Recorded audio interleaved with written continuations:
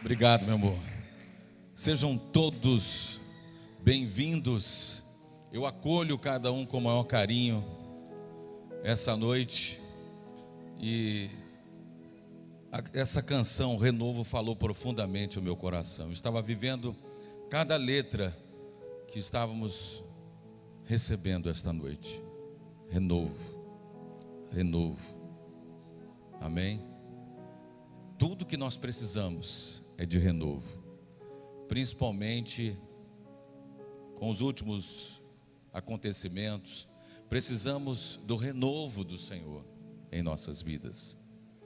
Amados, quero dar boas-vindas a todos os irmãos que estão acompanhando a nossa programação pelo nosso canal no YouTube. Deus abençoe a todos. Quero agradecer a Ellen Mendonça, Nubem Cunegundes, Ana Célia Guiar, Maria Ribamar, Eusani, Ivameira Martins, Tereza Souza, Cláudia Dadico Frade. Ô Cláudia, Deus abençoe a você e o nosso amado e querido Paulo Dadico, em São Paulo. Lourenço Pereira, Ana Célia Guiar, todos os irmãos que já chegaram. Multiplique essa live, nós precisamos multiplicar para que outras pessoas alcancem a palavra. Essa é a forma também de a gente evangelizar. Quando você multiplica uma live onde está sendo ministrado a palavra, você está evangelizando. Você está sendo um multiplicador das boas novas, das boas notícias do Evangelho de Cristo. Amém? Queridos, esse tema principal das celebrações dos 18 anos continua sendo o tema desse ano. Raízes e asas, fundamento e propósito. Raízes e asas, fundamento e propósito. E eu quero falar hoje sobre o fundamento da esperança. Vamos abrir nossas Bíblias. Carta de Paulo aos Romanos. Carta de Paulo aos Romanos.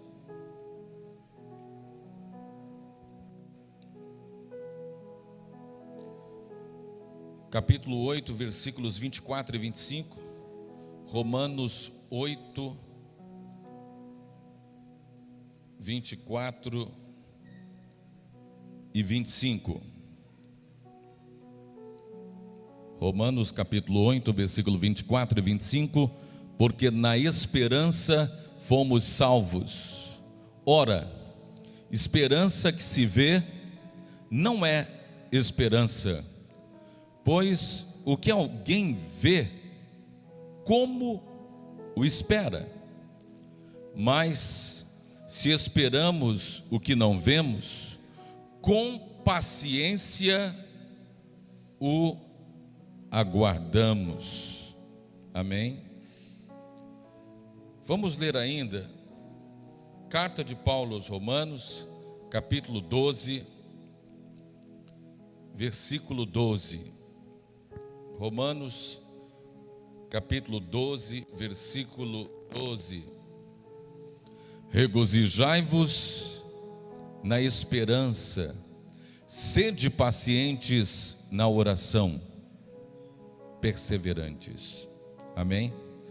Regozijai-vos na esperança, sede pacientes na tribulação. E na oração, perseverantes, indesistíveis.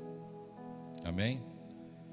Queridos, porque em esperança somos salvos. Ora, esperança no que se vê não é esperança. Porque alguém que vê, aguarda ou esperará aquilo que já se vê? Isso não é esperança. Esperamos por aquilo que nós não vemos ainda. E aguardamos com resiliência, resignação, com paciência. Percebemos então que a teologia da esperança que permeia todas as escrituras, porque de fato a Bíblia é o livro da esperança viva, da esperança imorredora. essa esperança, ela não acaba nunca. E a minha oração que até o final desse culto você seja revigorado pelo fertilizante da esperança e receba o que foi ministrado no louvor de hoje, o renovo, a renovação. Porque nós sentimos, e todos nós, quantas vezes chegamos no culto preocupados, abatidos, com as lutas, com os desafios da vida. E nós percebemos que a esperança, ela está intrinsecamente conectada, ligada à confiança. Por isso o autor aos Hebreus, ele fala sobre a confiança e a fé. É a certeza, a convicção dos fatos que não se veem. E quem se aproxima de Deus precisa crer que Ele existe, que Ele é o galardoador. Galardão é um prêmio, uma conquista, uma bênção, uma graça, uma benécia, uma vitória. O mundo vive hoje escassez de esperança. São milhões de pessoas desesperançadas. Milhões de pessoas todos os dias sucumbindo às mazelas emocionais da depressão e de toda sorte de doenças psicossomáticas, porque se vai somando desgastes, desafios, desencantos, e as pessoas vão exaurindo nas suas forças. Mas a igreja é lugar de receber esperança. A igreja é lugar de nós nos retroalimentarmos na esperança, porque a esperança da igreja tem um nome. A esperança da igreja é Jesus. A igreja vive e prega um Cristo vivo, ressurreto, vitorioso, que reina imperiosamente sobre todos os acontecimentos, sobre os céus e sobre a terra. O nome de Jesus foi exaltado e glorificado sobre todo o nome. A sociedade contemporânea tem um fundamento basilar da esperança nos homens, nos bens materiais, na saúde ou na sua posição social. Essa é a esperança humana. A nossa esperança não está nos homens. Nós esperamos muito pouco pelos homens, porque os homens são falhos, são factíveis, nem sempre honram sua palavra. Muitos depositam sua esperança de um futuro melhor nos homens que estão no centro do poder e procuram encontrar alguém que possa contribuir para melhorar as suas condições socioeconômicas, permitindo assim uma vida mais justa e feliz. Outros depositam sua esperança nos próprios bens que conquistaram e acreditam que as suas riquezas são a fonte de sua alegria e segurança futura. Outros depositam sua esperança na sua saúde, no seu vigor físico, na sua juventude, na sua exuberância jovem. Muitos acham que possuem um futuro bem-sucedido nessa sociedade que enaltece o narcisismo e o hedonismo.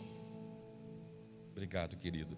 Porém, fazendo uma análise do sistema basilar, acabamos de falar do sistema basilar, onde se baseia a esperança do mundo, dos homens. E agora, o que a Bíblia diz sobre o sistema basilar da nossa fé? O salmista Davi faz um paralelo entre esperança e confiança, quando ele diz: uns confiam em carros, outros em cavalos. Porque naquela época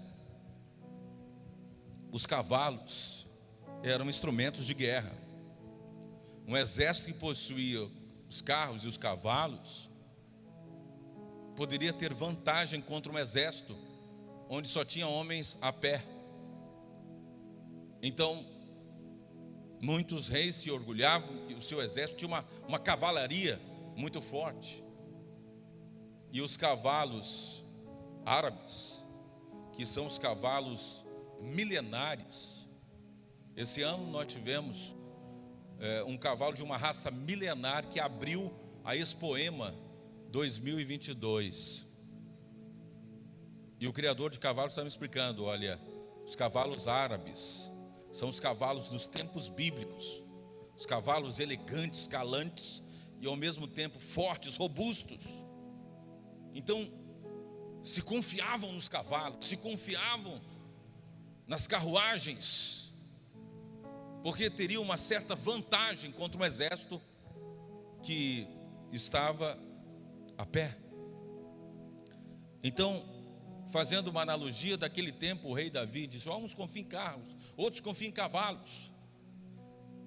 Mas quem estava dizendo isso era um soldado, alguém que pela sua fé derrubou gigantes, alguém pela sua fé provavelmente venceu exércitos com cavaleiros, exércitos com cavalos robustos. Mas Davi mostra que a sua confiança não estava nos cavalos, não estava nos carros, mas que a sua confiança estava totalmente depositada no Senhor, o nosso Deus. Uns confiam em carros, outros confiam em cavalos, mas nós confiamos no Senhor. Em quem você tem depositado sua esperança? Amados, o apóstolo Paulo, dando uma resposta para o mundo em aflições, ele fala sobre um fundamento firme, um fundamento que sustenta a nossa esperança. E o apóstolo Paulo escreve na sua carta aos Romanos, é uma carta que ele escreve aos irmãos perseguidos em Roma. Eles não viviam um mar de rosas, eles estavam num tempo de perseguições e agruras, perdendo os seus bens, perdendo a vida, mas eles seguiam. E Paulo diz: alegrai-vos na esperança. Então os cristãos em Roma recebem essa carta. O combativo apóstolo, o apóstolo da esperança. Eu posso chamar Paulo de o apóstolo da esperança. Diz: enfrentem suas perseguições, lutem, suportem as provações. Paulo não falava de uma alegria momentânea, passageira, situacional, mas Paulo falava da esperança que nós precisamos nutrir dentro de nós. Eu creio que o Senhor nos reuniu nesse culto dominical, num domingo de esperança, num domingo de primavera, num domingo primaveril, num domingo do Projetando 2023, para ativar os nossos dons e a nossa esperança. Ative o modo esperança.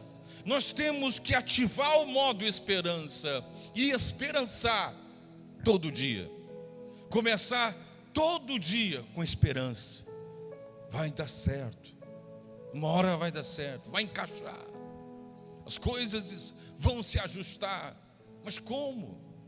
O cenário parece tão complexo, tão difícil, e eu me sinto sozinho. Com quem que eu posso contar? Rasgue o seu coração diante do Senhor. Então os cristãos em Roma que recebem essa carta, imagina você receber uma carta, e essa carta está escrito assim: alegrai-vos na esperança, sede pacientes nas tribulações e na oração perseverantes, porque as tuas orações não serão em vão. Ainda que o inimigo venha com as suas falácias, com seu engodo, dizendo: vai ser em vão, a luta da igreja vai ser em vão, não será. Nada possui defesas contra a nossa artilharia. A artilharia da igreja é a oração. Paulo escreve na sua carta aos Coríntios que as armas das nossas milícias não são humanas, mas as armas das nossas milícias são poderosas em Deus para destruir fortalezas. Hoje, em nome de Jesus, as fortalezas do desânimo, da depressão, que caiam por terra agora, em nome de Jesus. nós vamos resistir às fortalezas, nós vamos ter resiliência para enfrentar os desertos da vida, através da nossa fé. Amém? Mas como isso é possível? Existem realmente motivos para que os filhos de Deus se alegrem na esperança em meio ao mundo conturbado em que nós vivemos? Como vai ser? Na última semana, a bolsa disparou, a bolsa caiu, o dólar disparou, o mercado agitado. E agora? Nossa esperança não está no mercado, nossa esperança não está no Pentágono, não está no Congresso, não está no homem. A nossa esperança ressuscitou ao terceiro dia. A nossa esperança vive sobre todas as circunstâncias. A Ele a glória. Senhor, recebe para ti. Te exaltamos. Viemos aqui por ti, para a tua glória, para te glorificar, para te exaltar, porque o Senhor é o Deus da esperança, cuja glória, honra e louvor, cujo governo dura para sempre. Aleluia. É dele que vem a força para nós vitoriarmos em todas as lutas, porque vitorioso tu és. Aleluia. Jesus disse: meus amados irmãos, no mundo vocês vão ter aflições, sim, vocês terão muitas aflições, vocês passarão por provações, alguns de vocês serão perseguidos.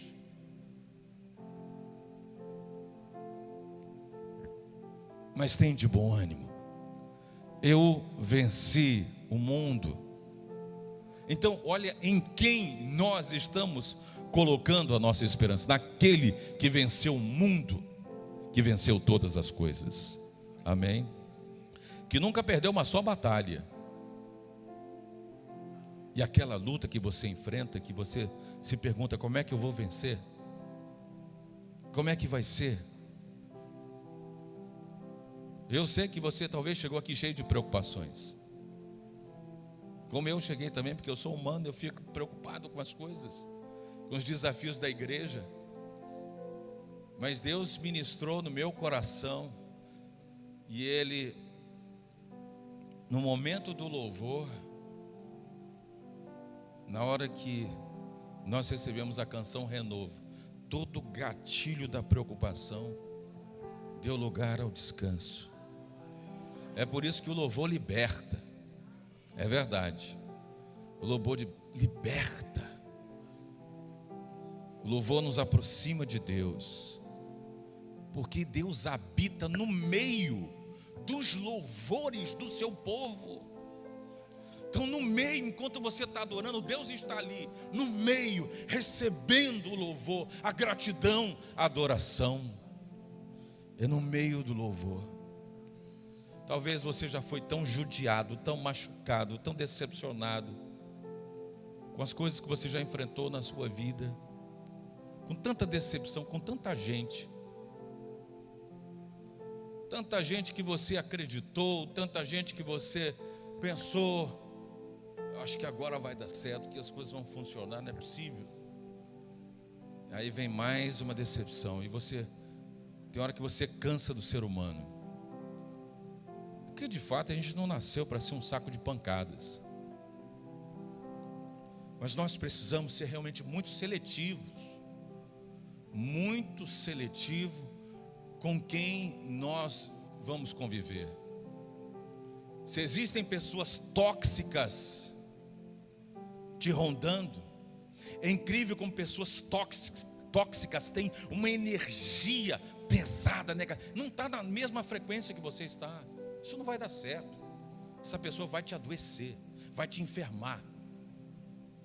Mas quando você convive com pessoas na mesma frequência da fé, na mesma vibe da esperança, nossa, como há uma conexão poderosa ali, porque a energia que emana é a energia de Cristo.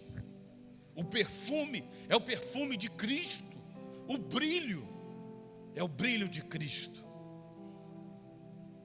Essa pessoa te leva para o renovo.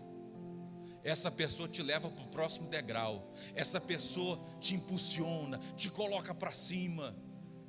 Você está perto dela, você convive com ela, você cresce emocional e espiritualmente. Pessoas tóxicas são pessoas destrutivas, que geram desânimo, dor, e que rompem com o teu processo de crescimento. Mas quando nós convivemos com pessoas que estão com o coração, a alma e a mente povoada pela esperança, viemos para este culto hoje cultuar o Deus da esperança, e do altar emana vida e esperança. Do altar flui vida e esperança para a tua vida. Então a gente sente o crepitar, o pulsar da esperança. O coração começa a bater e palpitar no ritmo da esperança. E a esperança te dá uma nova motivação pela vida. E você consegue ali tirar todos os pensamentos que estão em desacordo com as escrituras do livro da esperança. E você passa a cultivar a esperança. Decida conviver só com pessoas de Deus, com pessoas que te aproximam de Deus, pessoas que querem te tirar do mundo. Se aparecer uma pessoa no dia do domingo, que é o dia do Senhor, irmãos, domingo esse é um dia inegociável. Primeiro Deus, segundo a família, terceira a igreja. Em quarto lugar, a luta pela nossa nação. É sempre assim, ó. Deus, Jesus diz: buscai em primeiro lugar o reino de Deus. Todas as demais coisas vão ser acrescentadas. Deus, família, igreja e nação. É nessa ordem. Dr. Rousseau Shedd, quando esteve aqui na Comunidade de Vida, o Dr. Shedd disse o seguinte: antes de você brasileiro, você é cristão. Que Shedd quis dizer que primeiro você é cristão, depois você é brasileiro. Tem que vir em primeiro lugar, essa é a prioridade. Primeiro eu sou cristão, depois eu sou brasileiro. Primeiro, por quê? E o Dr. Shedd estava explicando numa tarde que ele ministrou na Comunidade de Vida. Ele disse que você não é daqui. A sua pátria não é essa. A sua pátria é celestial. A sua pátria é Nova Jerusalém. Você está aqui só de passagem. Aqui não é o seu lugar, aqui não é o meu lugar. Não adianta a gente esperar que esse mundo vai cuidar da gente, porque não vai. Não é meu lugar. Quando Jesus exortou os discípulos: olha, lembrai-vos da mulher de Ló. Ela olhou para trás, ela achou que o lugar dela era Sodoma e Gomorra, o que eles construíram lá. Mas o anjo disse: a única condição para vocês saírem daqui é: não olhem para trás, não olhem para trás. Olhem para frente, não olhem para trás. Ló, as duas filhas e a mulher. Então a mulher orou para trás e ficou convertida numa estátua de sal. A região de Sodoma e Gomorra foi uma região que foi destruída por Deus. Não sobrou nada, não tem vida ali, não cresce nada ali. Fica em frente ao Mar Morto, o Mar Salgado, então tudo é sal.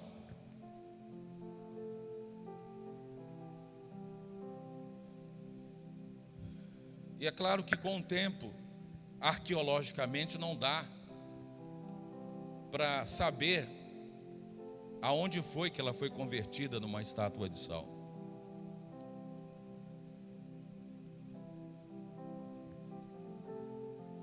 Mas isso é um fato bíblico e aconteceu.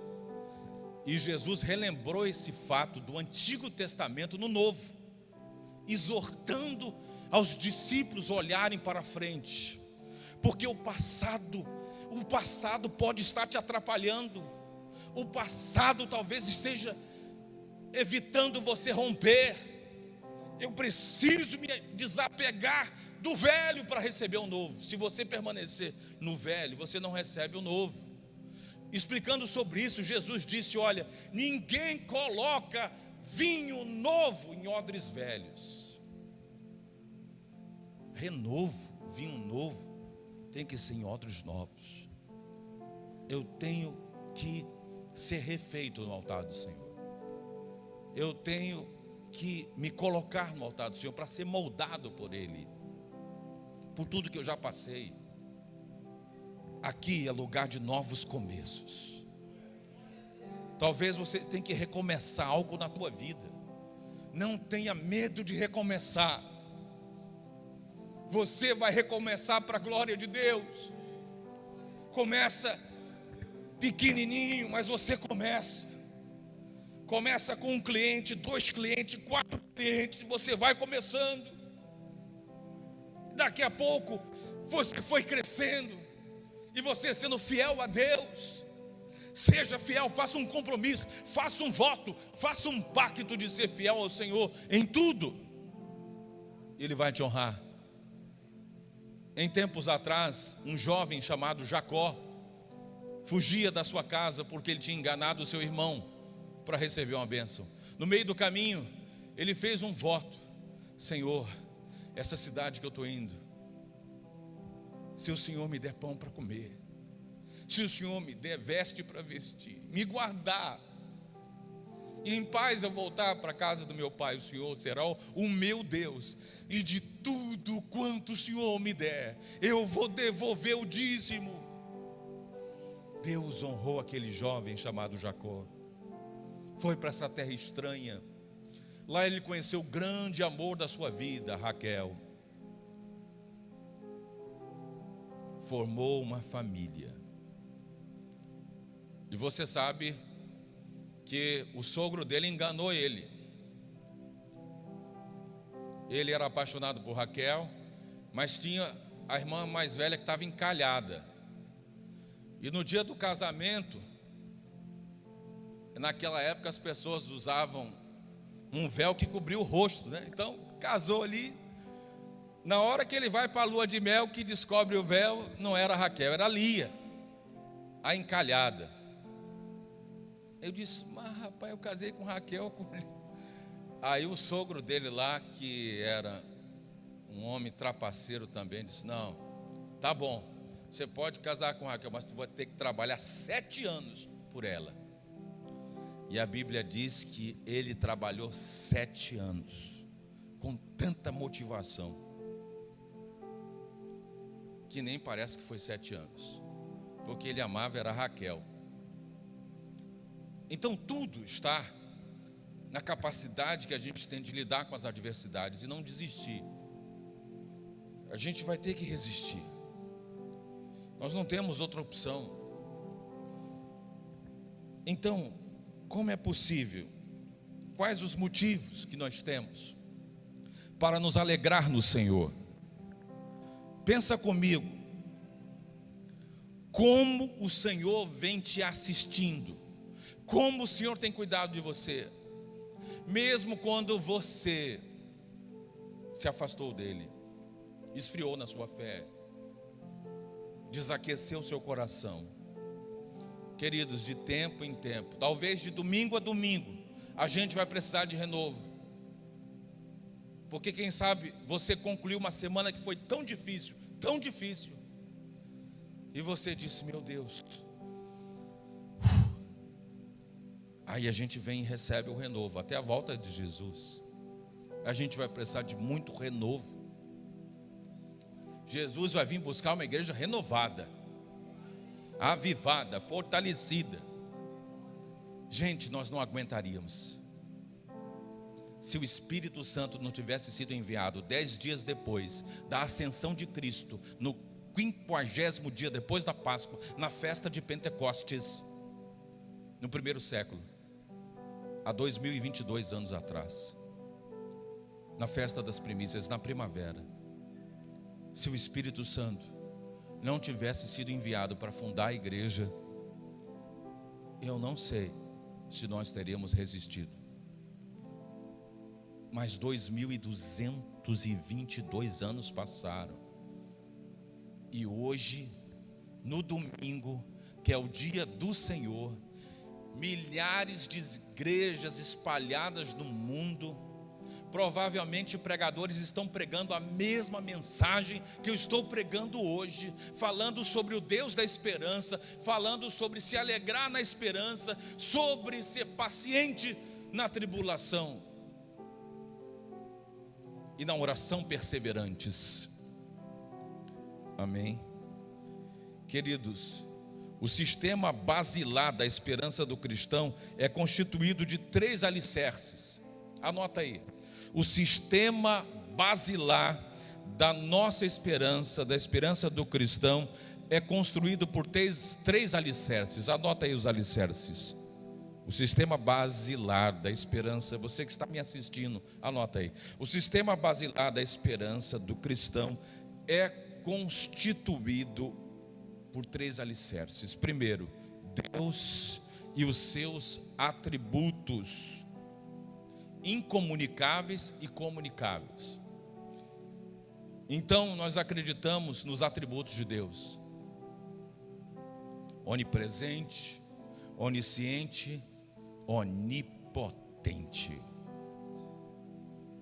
Não falha.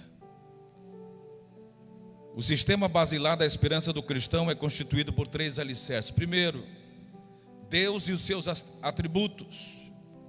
Segundo, Jesus e a sua obra consumada na cruz do Calvário. Ali está a nossa esperança.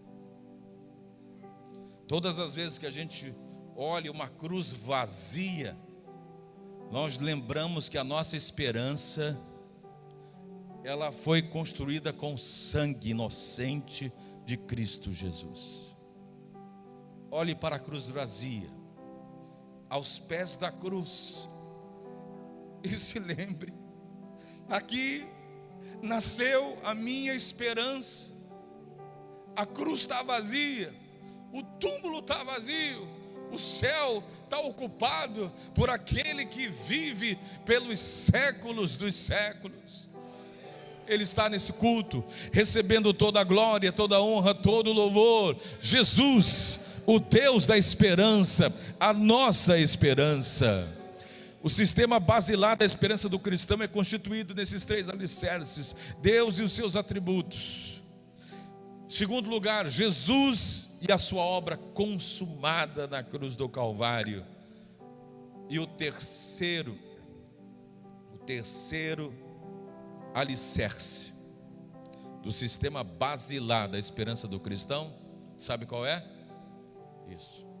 Pega a tua Bíblia aí, coloca sobre o peito a palavra de Deus. Amém? A palavra de Deus, o livro dos livros, a nossa carta magna, o maior best-seller de todos os tempos, a nossa constituição.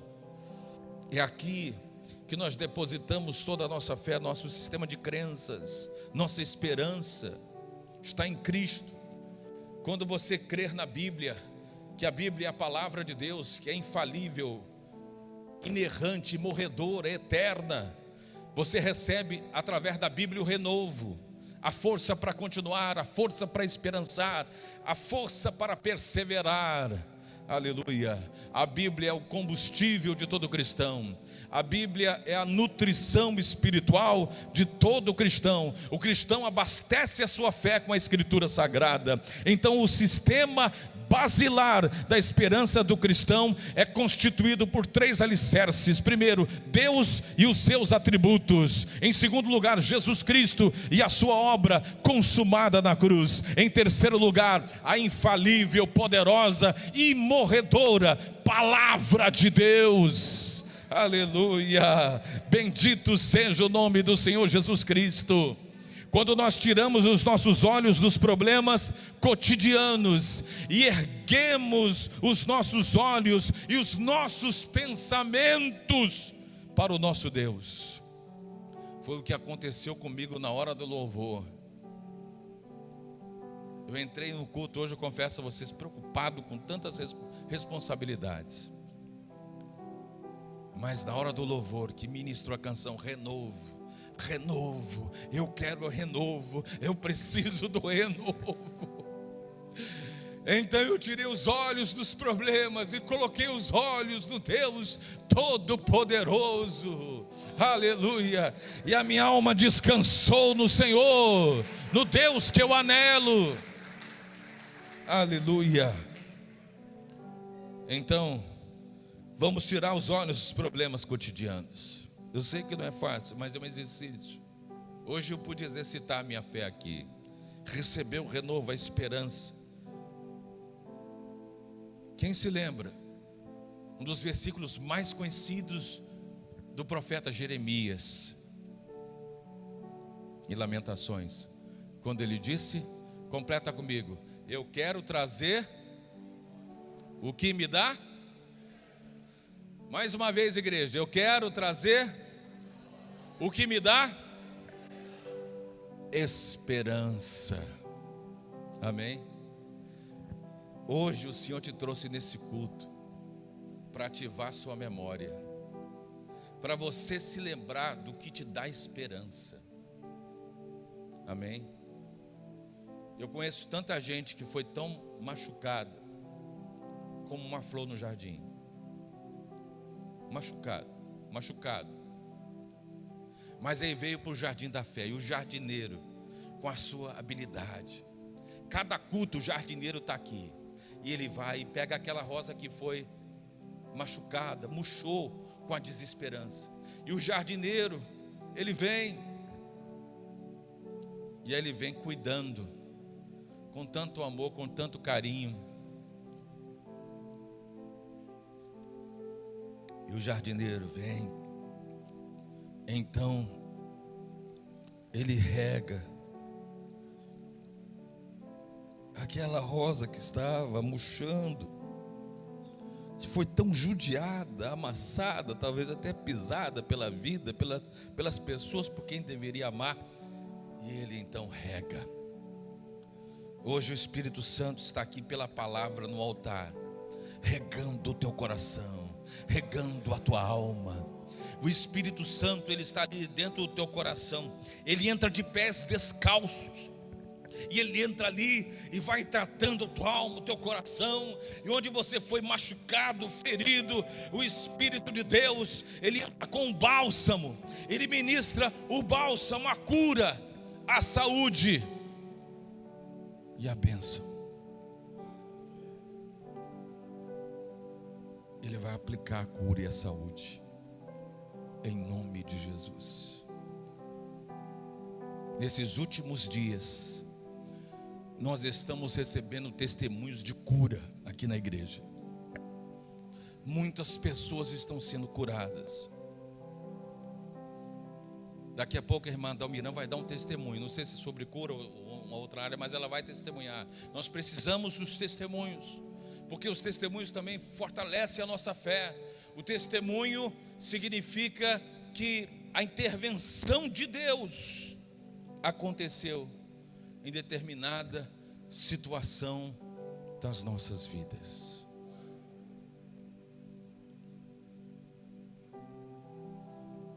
E hoje, já estou concluindo. Tire os olhos dos problemas, ergue os seus olhos, levante seus olhos para o seu Deus. Traga à memória o que pode te dar esperança. Hoje a sua esperança está sendo edificada. Sua esperança está sendo edificada no fundamento. Quais são os fundamentos da nossa esperança?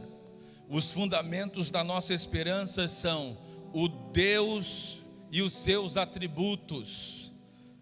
Em segundo lugar, Jesus Cristo, a rocha, a pedra. Jesus Cristo e a sua obra consumada. Quais são os fundamentos da esperança de todo cristão? Deus e os seus atributos. Em segundo lugar, Jesus e a sua obra consumada. Jesus, a pedra, a rocha dos séculos. Em terceiro lugar, o terceiro fundamento da nossa esperança é a palavra de Deus, a Bíblia Sagrada, as Sagradas Escrituras. Amém? Glória a Deus. De igual modo, olhe para Jesus. Sempre que a gente participa da ceia, é impossível não lembrar a obra consumada por Cristo na cruz. Nós somos fortalecidos, nossa esperança é avivada. O profeta Isaías, o profeta messiânico, diz: da raiz de Jessé haverá aquele que vai se levantar para reger os gentios. Os gentios esperarão nele.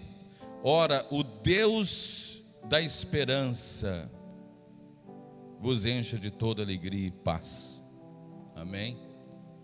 Jesus é a raiz de Jessé. Jessé foi o pai de Davi. Da descendência de Davi nasceu Jesus. Então nós podemos nos alegrar, queridos. Olha, eu digo uma coisa para vocês. Se a obra da cruz não fosse consumada, se Jesus não tivesse ressuscitado, a gente não tinha razão para estar aqui. Para que eu vou para um culto para adorar um Deus que morreu?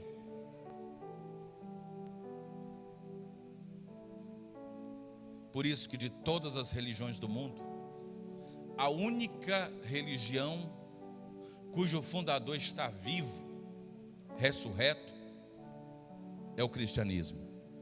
É o Senhor Jesus Cristo. O único livro que você lê e o autor está com você é a Bíblia. Quem é o autor da Bíblia? O Espírito Santo de Deus. Quando você lê a Bíblia, o seu autor está junto com você. E ele está com você para te explicar, para te inspirar. E quantas vezes ele não te renovou? Quando você leu, você estava desanimado, após a leitura, após a oração, o Senhor trouxe o renovo, a reconciliação, a cura, a saúde.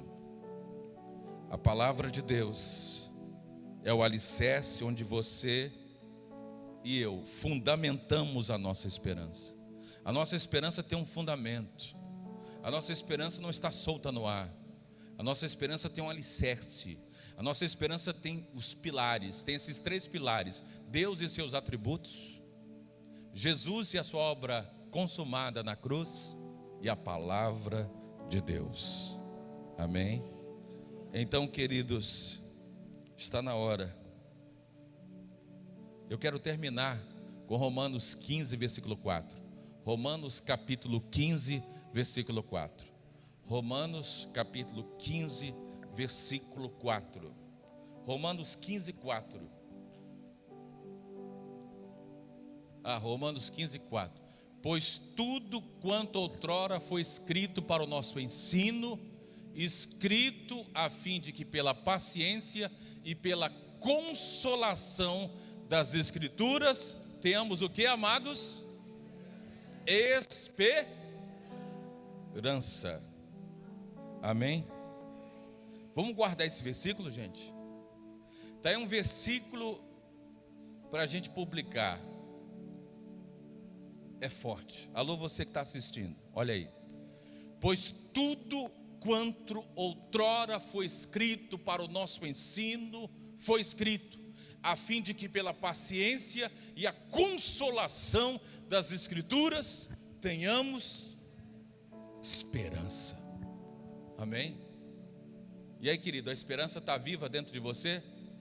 Está viva ou não está? Glória a Deus. Vamos cultivar a esperança? Vamos sair desse culto cheio de esperança, transbordando. A gente tem que transbordar a esperança. Transborde a esperança. Contagie outras pessoas. Você vai encontrar alguém desanimado essa semana. Transborde a esperança. Fertilize o coração dessa pessoa. em nome de Jesus. Amados, eu quero orar por você. Eu estou recebendo